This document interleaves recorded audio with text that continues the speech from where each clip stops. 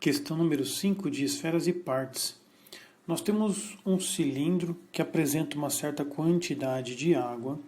O texto menciona o raio da base do cilindro, um raio de 6 centímetros,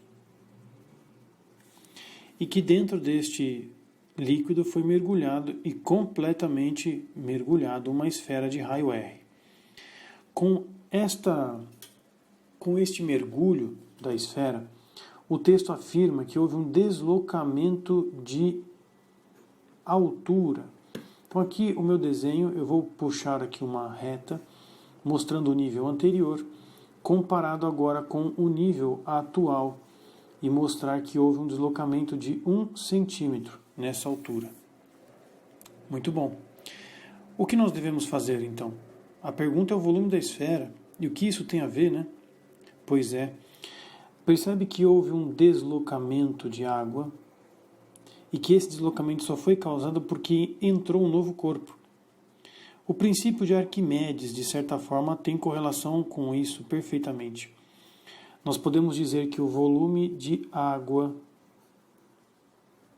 deslocada é equivalente ao volume dessa esfera que aqui foi colocada.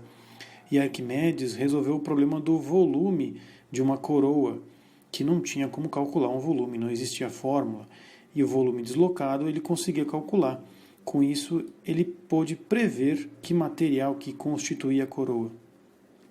Mas no caso aqui nós não temos que calcular coroa nenhuma, nós só temos que calcular o volume dessa esfera. E com isso, o raio, que é uma das perguntas. Bom, então, como que eu defino este volume de água deslocada? Perceba que o meu cilindro ele apresenta a base do início ao fim da história. Portanto, a base deste cilindro de altura de 1 centímetro é a mesma base do meu cilindro como um todo. Como o volume de água deslocada,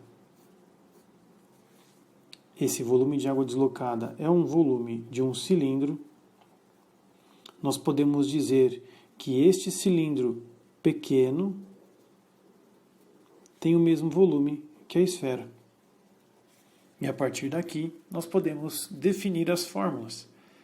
O volume do cilindro é a área da base, π R ao quadrado vezes H,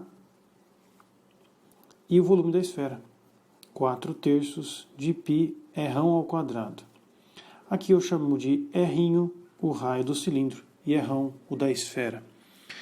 Já perceba aqui de antemão, nós podemos cortar o π. O raiozinho ao quadrado seria 6 ao quadrado. A altura deste cilindro pequeno é de 1 centímetro. E que 4/3 multiplica quem nos interessa, o raio ao cubo. Perceba aqui novamente que nós temos que efetuar uma raiz cúbica. Então, eu vou multiplicar por 3 o 6 ao quadrado, dividido por 4. Então, 3 vezes 6 ao quadrado dividido por 4. E nós podemos simplificar. Dividindo por 2, resulta em 3, e aqui 2. Dividindo por 2, resulta em 3, e aqui 1. Sobrou 3 ao cubo. Portanto, nós podemos tirar a raiz cúbica. A raiz cúbica resultará em 3 centímetros. Este é o raio da nossa esfera.